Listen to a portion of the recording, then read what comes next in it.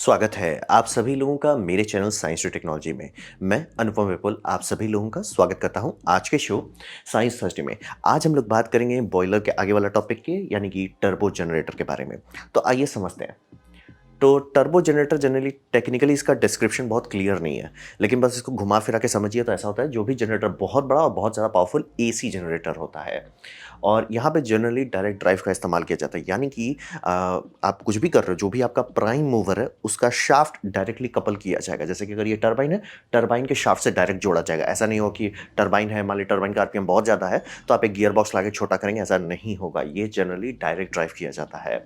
और जनरली ये यूज़ किया जाता है जिसका आरपीएम काफ़ी हाई हो, तो वहाँ पे कहता है। तो कौन चीज़ का जनरली हाई आरपीएम होता है? दो चीज़ का, जेट इंजन और स्टीम टरबाइन का। कुछ कुछ केसेस में आपको वाटर में मिल सकता है, लेकिन जनरली वाटर में आपको ज़रूरी नहीं कि ना मिले, लेकिन बहुत सारे केसेस में आपको ये होगा कि लो आरपीएम आपको हाइड्रोडैम में मिलेगा। बहुत हाई आरपीएम के बारे में अगर आप बात करते हो तो ही आपको टर्बो जनरेटर देखने को मिलेगा, जो कि जेट इंजन में होता है, क्योंकि ऑब्वियसली इसका आरपीएम तो पागल जैसा होता ही है। और स्टीम टरबाइन भी काफ़ी हाई आरपीएम तक चला जाता है। तो किस आरपीएम के बारे में हम लोग बात कर रहे हैं? यहाँ पे बात कर रहे हैं, जैसे अगर पावर प्लांट के बारे में बात करें तो 50 हर्ट्ज अगर जैसे इंडिया में चाहिए तो 1500 आरपीएम का चाहिए अगर आप सिर्फ 4 पोल इस्तेमाल कर रहे हैं। और अगर सिर्फ 2 पोल मोटर इस्तेमाल कर रहे हैं तो 3000 मिलेगा।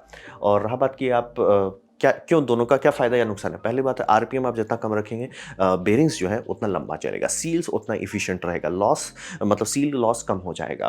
तो 3000 क्यों करें? बात है कि अगर आपका साइज़ फिक्स हो चुका है, जैसे कि मान ली इतना बड़ा से ज़्यादा बड़ा टरबाइन हम नहीं बना सकते, शिप नहीं कर पाएँगे, उसे बिल्डिंग में नहीं रख पाएँगे, मतलब एक लिमिट होता है, कोई भी चीज़ आप कितना बड़ा बना सकते हैं, लिमिटेड है कि ट्रांसपोर्ट कर सकते हैं कि नहीं। तो अगर आपका साइज़ लिमिट हो जा रहा है कि भैया मान लीजिए ये डायमीटर जो है ये सबसे बड़ा है, इससे ज़्यादा बड़ा हम भेज ही नहीं सकते, मतलब फैक्ट्री से बना के भेज ही नहीं सकते, तो आप क्या कर सकते हैं इससे ज़्यादा पावर निकालने के लिए? इसका आरपीएम बढ़ा सकते हैं। तो अगर आपको मतलब स्टीम के पास आपके पास इतना कोल है बर्न करने के लिए कि ज़्यादा high pressure, high temperature steam निकाल सकते हैं, तो आरपीएम आप बढ़ा सकते हो। आरपीएम बढ़ाओ तो 2 पोल कर दो, तब आपके पास डबल पावर मिलने लगेगा। मतलब साइज़ सेम रहेगा। आप मतलब अगर 10 मीटर डायमीटर का टरबाइन है, उससे आप 1500 आरपीएम पे जाएँगे, जितना पावर मिलेगा उससे ज़्यादा पावर आप निकाल सकते हैं, उससे 3000 आरपीएम पे जाएँगे। ऑब्वियसली आरपीएम भी एक फैक्टर है। तो आरपीएम बढ़ा सकते हैं। यही अगर यूएस के केस में किया जाए तो 60 हर्ट्ज़ के लिए उन्हें चाहिए 1800 आरपीएम और 4 पोल पे, और 3600 आरपीएम चाहिए 2 पोल आर्किटेक्चर पे। और ये एग्जैक्ट उल्टा चलता है आपका जितने मोटर है, टुल्लू पंप है, ये सब में एग्जैक्ट इसका उल्टा चलेगा। अगर वो 4 पोल है तो 1500 आरपीएम का रहेगा, 2 पोल है तो 3000 आरपीएम का रहेगा। पोल बढ़ते जाएगा, आरपीएम घटता चला जाएगा। तो टर्बो जनरेटर जनरली वही बना जाता है जहाँ हाई आरपीएम की बात हो रही है, यानी कि 1500 से ऊपर की ही बात होती है, 3000 तक तो आराम से चला जाता है। तो बात करते हैं इसमें बिजली कैसे डालते हैं, क्योंकि ये सब होता है जिसे हम लोग कहते हैं सिंक्रोनस जनरेटर। सिंक्रोनस जनरेटर का मतलब होता है कि आरपीएम से फ्रीक्वेंसी लॉक रहती है, फिसलता नहीं है। इंडक्शन मोटर फिसलता बहुत है, और इंडक्शन जनरेटर भी आप बना सकते हैं, लेकिन वो फिसलता है, लुच-पुच रहता है। आप कुछ एकदम कड़क, टाइट, सॉलिड देश का ग्रिड चलाना है तो आपको सिंक्रोनस जनरेटर चाहिए। सिंक्रोनस जनरेटर को चलाने के लिए उसके अंदर में आपके पास एक इलेक्ट्रोमैग्नेट, आप परमानेंट मैग्नेट से बना सकते हो, लेकिन आप बहुत बड़े स्केल में बात करेंगे तो उतना बड़ा परमानेंट मैग्नेट भी लेना है। दूसरी बात, परमानेंट मैग्नेट पे आप कंट्रोल नहीं कर सकते कि उसका पावर कम या बेसी कर सकें। तो जनरली इस स्केल पे जहां हम बात करें टर्बो जनरेटर पे, आपको शांति से इलेक्ट्रोमैग्नेट ही मिलेगा। क्यों? क्योंकि इलेक्ट्रोमैग्नेट आपको अलाउ करता है वोल्टेज कंट्रोल का। यानी कि मान लीजिए आप देख रहे हो कि वोल्टेज पूरा ग्रिड जो है डायनामिक चीज़ है, उस पे कभी लोग लोड लगा रहे हैं, कभी कम लगा रहे हैं, कभी बहुत ज़्यादा पावर फैक्टर खपत हो रहा है, कभी बहुत कम हो रहा है, बहुत सारे वेरिएबल्स है, ठीक है। आप सोचते हो कि वोल्टेज और एम्प्स है, ये बात सही है, वोल्टेज है, एम्प्स है, फ्रीक्वेंसी है, पावर फैक्टर है, ये चारों को आप मिलाएंगे, प्लस कहाँ पे क्या खपत हो रहा है, कितने डिस्टेंस पे है, बहुत सारा चीज़ हुच-पुच आ जाता है। तो कई बार हो सकता है कि आप देखोगे अरे यार वोल्टेज मेरा सैग कर रहा है, लोड उतना खास नहीं बढ़ा, लेकिन वोल्टेज सैग कर रहा है किसी कारण से, तो लो ये वोल्टेज कंट्रोल के लिए आप अंदर का जो एक्साइट ये घूम रहा है, मतलब रोटर घूम रहा है, उसमें आप इलेक्ट्रो मैग्नेटिक पावर बढ़ा सकते हैं। और उल्टा भी कर सकते हैं, जैसे मान लीजिए कि काफ़ी लोग लोड हटा दिए और आरपीएम आपका एक लिमिट तक ही घटा, चेंज नहीं कर सकता, आरपीएम फिक्स है। आप देख रहे हो कि भैया वोल्टेज भागना शुरू कर रहा है, एक काम करो शांति से इलेक्ट्रोमैग्नेट को ठंडा कर दो, वो वोल्टेज स्टेबल रहेगा। तो एक कंट्रोल फैक्टर देता है, और पावर प्लांट का पूरा काम है कंट्रोल रखना, क्योंकि वही है पूरा देश का ग्रिड। और यहाँ पे आप कैसे उसमें बिजली डालते हो, इलेक्ट्रोमैग्नेट जो घूम रहा है उसमें आप बिजली कैसे डालोगे? बिजली डालने का उसका दो तरीका होता है। ब्रस्ट यानी कि स्लिप रिंग का इस्तेमाल करेंगे, इसमें पॉजिटिव इसमें नेगेटिव डाल देंगे, या डिज़ाइन उल्टा भी हो सकता है, पॉजिटिव नेगेटिव जो भी हो सकता है। तो ये हुआ स्लिप रिंग, ये जनरली आपको सब जगह मिलेगा, लेकिन कुछ-कुछ जगह पे आपको ब्रशलेस एक्साइटर भी मिल सकता है, जहाँ पे मान लीजिए वो लोग इस्तेमाल कर रहे हैं, मैग्नेटिक बेयरिंग इस्तेमाल कर रहे हैं और उनको है कि नहीं यार फ्रिक्शन एकदम कम रखना चाहते हैं, तो वहाँ पे आपको ब्रशलेस एक्साइटर मिल सकता है, जिसमें कि एक मतलब समझिए एक छोटा-सा जनरेटर है, जिसे डीसी कॉइल से आप इलेक्ट्रोमैग्नेट बाहर बना रहे हो, उसको आप कंट्रोल करोगे, उससे पावर जाएगा आपके रोटर में, रोटर से बिजली बनेगा, जो एसी बनेगा, एसी जाएगा इस तरह के स्पिनिंग डायोड में, स्पिनिंग डायोड उसे डीसी में बदलेगा, डीसी बना के उसको शांति से रोटर में डाल देगा और ये इससे आपका चलेगा। इसमें भी आपको कंट्रोल मिलता है, लेकिन ब्रश नहीं होता है, थोड़ा सा इनएफिशिएंट होता है, लेकिन मतलब उससे फ्रिक्शन लॉस कम होता है, इसमें फ्रिक्शन लॉस थोड़ा ज़्यादा होता है। तो ये हुआ एक्साइटर, यहीं से आप जनरेटर का वोल्टेज कंट्रोल करते हो। बोले फ्रीक्वेंसी चेंज नहीं किया जाता, ये सिंक्रोनस है और बेस का फ्रीक्वेंसी नहीं चेंज होना चाहिए। 50 हर्ट्ज तो मतलब 50 हर्ट्ज, थोड़ा सा ऑब्वियसली अप डाउन होता है और वो थोड़ा सा आजकल इतना अच्छा हो गया कि 50.001 49.998 इस तरह का हम लोग का हो गया। बहुत टाइट फ्रीक्वेंसी कंट्रोल है, मतलब आरपीएम जितने भी सिंक्रोनस जनरेटर का जनरली चेंज नहीं होता। आरपीएम से हम लोग फ्रीक्वेंसी को कंट्रोल करते हैं और ये जो एक्साइटर है इसका इस्तेमाल करके हम लोग कंट्रोल करते हैं वोल्टेज, बेस का वोल्टेज और फ्रीक्वेंसी ऐसे कंट्रोल किया रहता है। एम्प्स कंट्रोल करने के लिए स्टीम का प्रेशर कंट्रोल किया जाता है। तो अब बात करते हैं रोटर के बारे में। तो रोटर बात है कि यहाँ पे आप बहुत ज़्यादा पावर के बारे में बात करें। अगर जैसे ये सब जनरेटर 800 मेगावाट, 1200 मेगावाट, एक जनरेटर की बात कर रहा हूँ, एक पूरा पावर प्लांट का नहीं, एक जनरेटर उतना हाई पावर तक जा सकता है। तो आप समझ ही सकते हो कि रोटर में जब आप इलेक्ट्रोमैग्नेट बना रहे हो तो ये बहुत ज़्यादा बिजली खाएगा, बहुत ज़्यादा खाता है। ये आराम से 9 किलो एम्प तक जा सकता है, यानी कि 9000 एम्प बिजली इससे गुजर सकती है। तो अगर आपको अंदाजा है 9000 एम्प कितना होता है, तो आपको पता होगा कि 9000 एम्प में तो आप मेटल सीधे वेल्ड कर दोगे, आर्किंग भी नहीं होगा, मेटल आप ऐसे छुओगे वेल्ड हो जाएगा। तो उतना गर्मी यहाँ कैसे मैनेज करते हैं? तो इसे ठंडा करना पड़ेगा ऑब्वियसली। इफिशिएंट आप कोई भी चीज़ बनाओगे, जितना इफिशिएंट आप बनाओगे तब बल्ले बल्ले, लेकिन आप समझ रहे हो, आप 99% इफिशिएंट बना लेते हो, 9 किलो एम्प का 1% काफ़ी है, आराम से सब चीज़ स्वाहा कर देगा वो। तो उसको ठंडा करने के लिए हम लोग हाइड्रोजन इस्तेमाल करते हैं। हाइड्रोजन ऐसा क्यों? क्योंकि हाइड्रोजन का सबसे पहले बात है कि यहाँ पे बहुत ज़्यादा एनर्जी, इलेक्ट्रिकल एनर्जी बहुत ज़्यादा, प्लस वोल्टेज भी बहुत ज़्यादा है। ये सब टर्बो जनरेटर ऐसा नहीं होता कि 120 वोल्ट बनाता है या 220 बनाता है या 440 बनाता है। ये सब केवी में बनाता है। आराम से आपको 12 केवी मिल सकता है या 24 केवी का मिल सकता है, उससे भी थोड़ा ज़्यादा मिल सकता है। तो उस हाई वोल्टेज पे, उस हाई एम्परेज पे कोरोनल डिस्चार्ज होने लगता है रेगुलरली। तो अगर आप इसे सील कर देते हैं, ठीक है, आपने जनरेटर लिया, जनरेटर को एक जनरेटर बॉक्स में डाल के पूरा सील कर दिया, अंदर से सब चीज़ हटा दिया, वैक्यूम पुल कर दिया, वहाँ पे आपने प्योर हाइड्रोजन डाल दिया, वहाँ पे कोरोनल डिस्चार्ज खत्म हो जाएगा, क्योंकि ऑक्सीजन का कोरोनल डिस्चार्ज ज़्यादा नुकसान करता है। अगर वहाँ ऑक्सीजन है ही नहीं, नुकसान कम हो जाता है। उससे फ़ायदा होता है कि इसमें जितने भी जगह पे इंसुलेशन है, वो इंसुलेशन टिक पाता है, जिसे कहते हैं डाइलेक्ट्रिक स्ट्रेंथ जो है वो ज़्यादा समय तक टिक पाता है, यानी मेंटेनेंस टाइम कम हो जाता है। दूसरा, हाइड्रोजन का सबसे बड़ा बात, क्योंकि वो लाइटेस्ट एलिमेंट है, तो उसका थर्मल कंडक्टिविटी बहुत हाई है। क्यों? क्योंकि वो आराम से बाउंस कर जाता है, नहीं बहुत लाइट है, हल्का है, आराम से भिड़ा, हीट उसे निकाल लिया, हीट उसका एब्जॉर्ब किया और बाउंस कर गया। तो आप आराम से फ्लो करा सकते हो। थर्मल कंडक्टिविटी बहुत अच्छा है, प्लस स्पेसिफिक हीट, यानी कि कितना एनर्जी वो एब्जॉर्ब कर लेगा अपने अंदर, तब जाके उसका टेम्परेचर 1 डिग्री सेल्सियस बढ़ेगा, वो भी काफ़ी अच्छा है। पानी जितना अच्छा नहीं है, लेकिन काफ़ी अच्छा है, गैस में काफ़ी अच्छा है। और लो डेंसिटी, लो डेंसिटी का मतलब होता है कि कितना ये फ्रिक्शन बनाएगा। मतलब अगर आप एक हैवी गैस रख देते हैं, जैसे कार्बन डाइऑक्साइड आप डाल देते हो या नाइट्रोजन डालते हो, तो वो फ्रिक्शन बढ़ाएगा और इस पे स्पिन हो रहा है, ये स्पिन काफ़ी हाई आरपीएम पे हो रहा है, 3000 आरपीएम पे स्पिन कर रहा है, तो उसका फ्रिक्शन से लॉस होगा, यानी आपका पावर वेस्ट होगा। क्यों आप वेस्ट करना चाहोगे? तो इसका low density plus high specific heat plus high thermal conductivity इसे परफेक्ट गैस बनाता है। तो इसीलिए हम लोग इसके अंदर शुद्ध हाइड्रोजन डालते हैं। और ये जो आप लगते हैं फैन देखते हैं, ये फैन का ही काम होता है फ्लो करना। आप कोई भी टर्बो जनरेटर देखेंगे, उसमें आपको आगे पीछे फैन दिखेगा, ये फैन का ही काम होता है हाइड्रोजन को फ्लो कराना रोटर से, और इसी से रोटर ठंडा रहता है। क्योंकि अगर आप किलो एम्प्स में बात कर रहे हैं, उसका वेस्ट हीट किसी भी मेटल को पिघला देगा, बिना हाइड्रोजन को इसको ठंडा किए हुए नहीं कर सकते।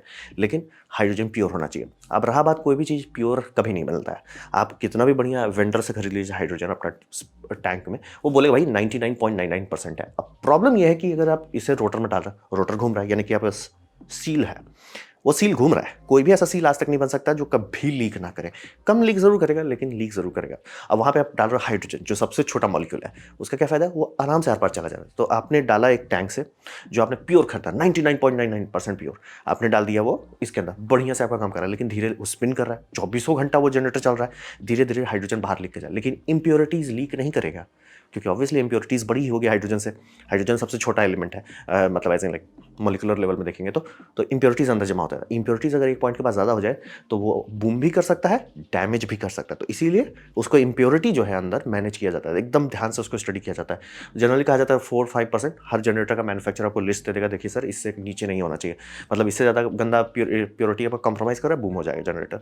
तो जैसे ही देखते हैं कि भैया प्योरिटी खराब हो रहा है, फ्लश कर दिया जाता है, यानी कि पूरी तौर से एक वेंट टू एनवायरनमेंट खोला जाता है, सारे गैस को निकाला जाता है, और चूंकि वहाँ पे ज़्यादा बड़ा आउटलेट है, एक्चुअली फ्लश हो पाता है, ये इंप्योरिटीज़ भी निकल जाते हैं, फिर फ्रेश हाइड्रोजन भरा जाता है, और ये कॉन्स्टेंटली चलता रहता है। डिपेंड करता है आपका लीक कैसा हो रहा है, कैसा सिचुएशन है, कैसा एम्बियंट है।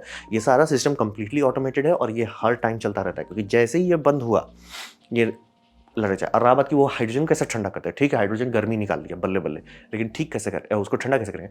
अंदर में ये केसिंग देख रहे हैं, इस केसिंग के अंदर आपका gas to water heat exchanger रहता है, वो आराम से, मतलब उसमें आप कूलिंग वाटर डालते हो, हाइड्रोजन उसमें गर्मी डंप करता है और निकाल देता है। अब मतलब फिर पानी को आप नॉर्मल कूलिंग सर्किट में डाल दो, लेकिन अंदर का हाइड्रोजन प्योरिटी एकदम होना चाहिए। अब बोलेंगे बाहर एक्सीडेंट नहीं हो सकता हाइड्रोजन से। हाइड्रोजन अगर 4% मतलब समझिए कॉन्सेंट्रेशन से कम है, नहीं कुछ होगा, 75% से ज़्यादा है तो कुछ नहीं होगा। तो जनरेटर के अंदर ऑलमोस्ट 99.99 रखते हैं, और बाहर के इन्वायरमेंट में 1% भी नहीं होने दिया जाता। और प्लस ऑब्वियसली सेंसर्स लगाए जाते हैं, मेंटेनेंस किया जाता है, कभी कभी होता भी है, लेकिन बहुत ज़्यादा बूम बामड़ी होता है, क्योंकि PSI के मामले में यानी कितना प्रेशर है बहुत ज़्यादा नहीं रहता, 3 या 4 बार्स तक ही जाते हैं। तो रोटर का, और इसी का ये दूसरा फायदा होता है कि इससे रोटर आप छोटा बना सकते हैं। क्या एयर कूल्ड रोटर बना सकते हैं? हाँ, लेकिन उसका पावर कैपेसिटी कम हो जाएगा। यानी कि अगर यही साइज़ का, जैसे मान लीजिए ये है आपका 300 मेगावाट का, यही अगर आप एयर कूल्ड में मैन्युफैक्चर को बोलिए भैया हमें इसे एयर कूल्ड करो, हाइड्रोजन कूल नहीं करना, क्या ये जनरेटर रहेगा? आराम से रहेगा, बस उसका रेटिंग 150 हो जाएगा, या क्या पता 100 तक उतर जाए, क्योंकि बोला थर्मल कैपेसिटी रहेगा नहीं, तो यानी एक्साइट आप ज़्यादा कर नहीं पाएंगे बिना पिघलाए हुए, तो वो एक लिमिट कर देता है। तो रोटर का यही डिज़ाइन होता है। अब बात करते हैं स्टेटर। तो स्टेटर को समझिए कि यहाँ पे बहुत ज़्यादा करंट के बारे में हम लोग बात करें, क्योंकि बोले वोल्टेज का एक लिमिट होता है, आप बस कुछ भी करके नहीं बढ़ा सकते। पहली बात तो वोल्टेज बढ़ाने के लिए आपको एक्साइटर में उतनी एनर्जी डालनी पड़ेगी, दूसरी बात कि उसका भी एक लिमिट है। और मान लीजिए आप किसी तरह से डिज़ाइन कर लेते कि 50 kVA पे हम चलेंगे, बोलेगा भैया डायलेक्ट्रिक स्ट्रेंथ, यानी जो इसमें आप डायलेक्ट्रिक है वो बोले भैया हमसे नहीं संभाल सकते, कि इतना टाइट में ट्रांसफार्मर के अंदर की वाइंडिंग की भी बैंड बच जाती है। तो हिसाब वही रहता है कि बहुत ज़्यादा आप नहीं बनाना चाहते हो, तो साइड इफेक्ट होता है, यहाँ एम्प्स बढ़ जाता है। कितना बढ़ता है? 20,000 एम्प से ज़्यादा के बड़े जनरेटर आते हैं, यानी कि एम्प्स में नहीं नापा जाएगा, उसे किलो एम्प्स में नापना पड़ता है, 20 किलो एम्प्स तक जाता है। अब रहा बात कि उतना ज़्यादा अगर आप कर रहे हो, उसका 1% वेस्ट हीट स्वाहा मंगला कर देगा। तो उस स्वाहा मंगला को संभालने के लिए क्या चीज़ है? सिर्फ पानी है। क्यों? क्योंकि पानी के पास उतनी हीट कैपेसिटी, ऑयल के पास उतनी हीट कैपेसिटी नहीं होती है, पानी के पास होता है, सबसे ज़्यादा होता है। लेकिन साइड इफेक्ट, पानी कंडक्टिव है अगर वो 100% डीमिनरलाइज नहीं है, यानी कि उसके अंदर कुछ नहीं होना चाहिए, शुद्ध 100% शुद्ध पानी हो, तो ही उस पर आप ये कर सकते हैं। तो ये आप जो देख रहे हैं आपका स्टेटर वाइंडिंग है, इसके अंदर जो कॉपर बार्स हैं, इतना ज़्यादा करंट मतलब कॉइल से तो जाएगा नहीं, आपको बार चाहिए, हष्ट पुष्ट तंदुरुस्त बार, वो भी हॉलो रहता है, उसमें पानी चलता रहता है। अब पानी को जो आप देख रहे हैं कि ये ब्लैक इंसुलेशन ट्यूब है, पानी जो कि कंडक्टिव नहीं है वो ब्लैक इंसुलेशन ट्यूब से कनेक्ट किया जाता है, और इसको कंटिन्यूसली मॉनिटर और फिल्टर किया जाता है कि इसमें पानी का कंटेमिनेशन, यानी जो PPM कह रहे हैं, ऑलमोस्ट जीरो तक ले जाया जाता है। यानी किसी भी हाल, ये RO वाला पानी आप डालेंगे जनरेटर तुरंत सुहा हो जाएगा। तो इसको एकदम प्योर, और सिस्टम के ऊपर सिस्टम, उसके ऊपर सिस्टम लगाया जाता है कि पानी गलती से भी कंटामिनेटेड नहीं हो, क्योंकि एंड ऑफ द डे आप पानी बात कर रहे हो, प्लस उसमें आप हीट की बात करो, यहाँ गर्मी पैदा हो रहा है, यानी कि पानी रिएक्टिव हो जाएगा थर्मल एनर्जी के कारण, प्लस यहाँ कॉपर है, और भी प्योर कॉपर, वो भी रिएक्ट करेगा। तो pH लेवल को भी मैनेज करना पड़ता है, बहुत सारा थॉरो स्टडी किया जाता है, मैनेजमेंट किया जाता है, जैसे स्टेटर कूलिंग सिस्टम कहते हैं। और ये सिस्टम आपका चल रहा है तो ही आपका जनरेटर चल रहा है। ये बंद हुआ, अलार्म इसमें आया कि पानी कंटेमिनेट हुआ, सीधे जनरेटर बंद कर देगा, इमरजेंसी शटडाउन ट्रिगर कर देगा, नहीं तो ये तुरंत स्वाहा हो जाएगा। तो स्टेटर को वैसे करके ठंडा किया जाता है कि बिना उसके आपका ये जो 800 मेगावाट का जनरेटर आता है वो तो आएगा ही नहीं।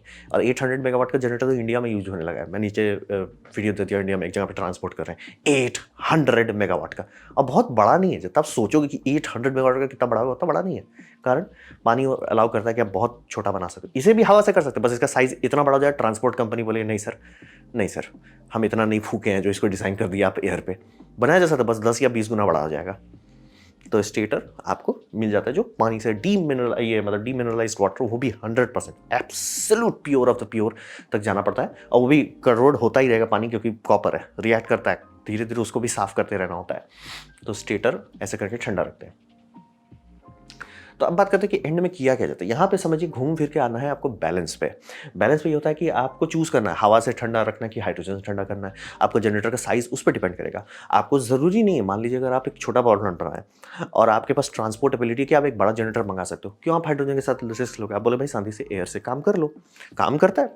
और रहा बात बड़े जनरेटर का, एक फ़ायदा होता है कि उसका इनर्शिया अच्छा होता है। मतलब जितना वो भारी है, स्पिन करने में उसका टाइप साइड इफेक्ट है, टाइम अप लगेगा। यानी कि जनरेटर स्टार्ट किए, हाँ भाई 1-2 मिनट लगेगा उसको रैंप अप होके सिंक्रोनस स्पीड पे आने पे, ये साइड इफेक्ट है।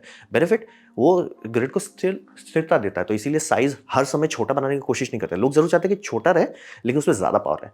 लेकिन अगर आपको किसी कारण से है कि भैया मेरा कोल बर्नर जो है वही 10 मेगावाट का है, ज़रूरी नहीं है कि आप उसको हाइड्रोजन से कर लें। हाँ, आपको जनरेटर छोटा है, लेकिन कोई फ़ायदा है? नहीं, वो आराम से एक कंटेनर में आपको शिप किया जा सकता है जनरेटर, तो लोग नहीं करेंगे। तो बैलेंस आपको करना होगा।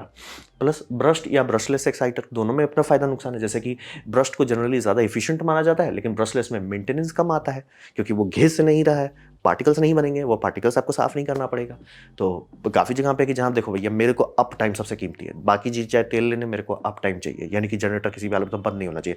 तो हर एक चीज़ को आप सेलेक्ट करोगे कौन चीज़ हमको नौटंकी कराता है, तो भैया आपका एक्साइटर सर बहुत नौटंकी करता है, शांति से सर ब्रशलेस कर दो ताकि वो कम हो जाए। और मान लीजिए एयर कूल्ड है, तो वो भी आपका अप टाइम बहुत अच्छा बढ़ा सकता है।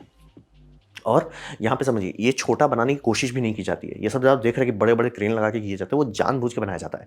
यही है आपका ग्रिड का स्टेबलाइज़र। क्योंकि आपको मैंने बताया कि फ्रीक्वेंसी जो है कैसे कंट्रोल हो रहा है, आरपीएम से। वोल्टेज किससे कंट्रोल हो रहा है, इससे क्या बोलते हैं आपका जो रोटर में करंट डाला जाए उसको कंट्रोल करके आप ये कर रहे हो, वोल्टेज कंट्रोल कर रहे हो। लेकिन ओवरऑल कैसे स्थिर है? ओवरऑल स्थिर ये है कि जैसे मान लीजिए पावर प्लांट 700 मेगावाट प्रोड्यूस कर रहा था। 800 का इसका मैक्सिमम कैपेसिटी है, सर्ज कैपेसिटी हटा देते हैं। 800 पे चल तक आराम से चल सकता है, 700 पे चल रहा था। किसी ने इंडस्ट्रियल फर्नेस चालू कर दिया, 50 मेगावाट का उसने लोड डाल दिया ग्रिड पे। Energy can not be created not destroyed, तो एनर्जी कहाँ से आएगा? तो वो एनर्जी खोजेगा अपने सबसे नज़दीकी ट्रांसफर से, उससे एनर्जी चूसा, वो चूसेगा हाई वोल्टेज ट्रांसमिशन लाइन से, उससे एनर्जी चूस लिया, वो कहाँ से चूसेगा? वो सब स्टेशन से चूसेगा। सब स्टेशन कहाँ से चूसेगा? ये आपका जनरेटर से चूसेगा। अब जनरेटर में क्या हो रहा है? वो मैग्नेटिकली कपल है, तो ये जो मास है ये घूम रहा है, ये धीमा होने लगेगा। अब रहा बात तुरंत क्यों नहीं धीमा हो जाता, बात है कई सौ टन का आप चीज़ का बात कर रहे हो। प्लस ये तो मैंने आपको सीधा ये बताया, मतलब रोटर। आप इमेजिन कीजिए कि इसके साथ टरबाइन जुड़े हुए हैं, उसमें भी कई सौ टन है। ग्रैंड टोटल स्पिनिंग मास बहुत ज़्यादा है, बहुत बहुत बहुत ज़्यादा। प्लस ऐसे कई सारे जनरेटर देश में जुड़े रहते हैं, तो ग्रैंड टोटल स्पिनिंग मास इतना ज़्यादा है कि सबका टरबाइन को थोड़ा सा झटका लगेगा, अरे आरपीएम घट रहा है। तो आरपीएम कितना घट रहा है? जैसे अगर मान लीजिए कि वो 3000 आरपीएम पे, तो देखेगा 2999 हो गया। तुरंत कंप्यूटर बोलेगा भैया कुछ गड़बड़ है, कुछ गड़बड़ है। कंप्यूटर सतर्क हो जाए। 2998 देखा, भैया स्टीम का प्रेशर बढ़ा दो, यानी कि हम पे लोड पड़ा है। इसी को हम लोग कहते हैं ग्रिड इनर्शिया। तो ग्रिड इनर्शिया कहाँ से आएगा अगर आप जनरेटर ही छोटा करने लगेंगे? तो इसीलिए जनरेटर कोशिश भी नहीं की जाती कि एकदम छोटा बना लो। छोटा हम लोग बस ऐसा चाहते हैं कि भैया ट्रांसपोर्ट हो जाए और जितना ज़्यादा पावर निकाल सको, क्योंकि इनर्शिया आपको चाहिए। इसीलिए अगर सुपर कंडक्टिंग से ये सब बनाया जाए, जो कि बना सकते हैं, सब ऐसा फिजिक्स नहीं नहीं है कि नहीं बना सकते। लोग चाहेंगे नहीं बनाना, क्योंकि इनर्शिया आपका खत्म हो जाता है ग्रिड का। और ग्रिड में जब तक इनर्शिया है, तभी तक जो सब कोई ग्रिड का इन्वर्टर खरीद ले रहा है सोलर के लिए, वो इन्वर्टर स्वाहा क्यों नहीं कर दे रहा देश को? क्योंकि ये लोग वजन जो है संभाले हुए, ये वजन दे के हम हैं, हम वजन दिए हुए हैं। इनका वजन कम नहीं होना चाहिए, कम हुआ देश डूब जाएगा। तो ये समझना बहुत ज़रूरी है, इसीलिए इसको चाहेंगे। हाँ, भले ये ज़रूर हो सकता है, मैं देख सकता हूँ भविष्य में कि कल को कोई बोलता है भैया सेटर में तो मास है नहीं, मतलब उसका मास से कोई फ़र्क नहीं पड़ रहा, तो उसमें सुपर कंडक्टर डाल दो, मतलब उसको थोड़ा और एफिशिएंट बना दो। और यहाँ पे आप बात करो, जैसे एग्जांपल दिया 1000 मेगावाट के जनरेटर तक आते हैं, तो उसका 1% भी अगर थोड़ा और एफिशिएंट आप बना दे तो बहुत फ़र्क पड़ेगा, बहुत ज़्यादा कोल बचेगा। तो वहाँ पे लोग कहेंगे भैया कर देते हैं, तो वो हो सकता है। रोटर में चांसेस कम है, क्योंकि रोटर आप चाहते हो भारी रहे, भरपुष्ट रहे, बम बम रहे। तो यही बैलेंस, हर चीज़ को आपको बैलेंस करना है इंजीनियर के तौर पे। तो ये था मेरा प्रेजेंटेशन टर्बो जनरेटर के बारे में। उम्मीद करता हूँ आपको अच्छा लगा, कुछ सीखने मिला, कुछ समझ में हो। अगर ऐसा है, लाइक कर दे, दोस्तों शेयर कर दे, उससे मेरा काफ़ी भला होगा। नहीं अच्छा लगा, नहीं पसंद आया, कोई बात नहीं, आप डिसलाइक दबा सकते हैं। मैं कहूँगा डिसलाइक 2 बार दबाए, उससे मुझे पता चलेगा कितना पसंद हुआ है। मैं आपसे कहूँगा कमेंट लिखे, मैं हर कमेंट को पढ़ने की कोशिश करता हूँ। आपसे कहूँगा सब्सक्राइब कीजिए, बेल दबाइए अगर आप फ्री हैं तो। आपने यार वीडियो देखा, जानकर मुझे बहुत खुशी हुई। धन्यवाद।